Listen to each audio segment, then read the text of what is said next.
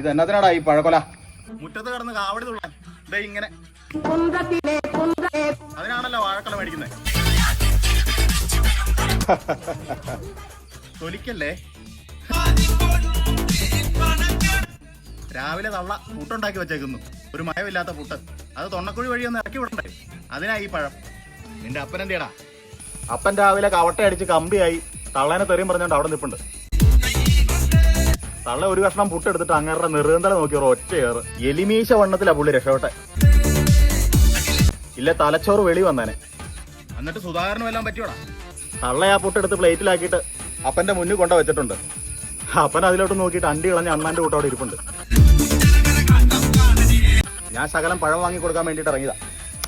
ചെറുപ്പം തൊട്ട് കാണുന്നതാ ഞാൻ ആ നാറീനെ. ഇതുവരെ അവനൊരു മാറ്റമില്ല അല്ലടാ. പണ്ടൊരു പാട്ടുണ്ട്, കോഴിക്കോട്ടെ പിള്ളച്ചേട്ടൻ പെണ്ണും കെട്ടി വീട്ടിൽ ചെന്നു, കൊലച്ച വാഴ ഗുണച്ചു കയറി പിടുക്ക് രണ്ടും തെറിച്ചു പോയിന്ന്. അത് കൂട്ടും മെനകെട്ട സ്വഭാവ പുള്ളിക്ക്. ആരുടെ പിടുക്കാണ് ചേട്ടാ തെറിച്ചു പോയെ? നിന്റെ നന്ദാടെ പിടുക്കാണോ തെറിച്ചു പോയെ?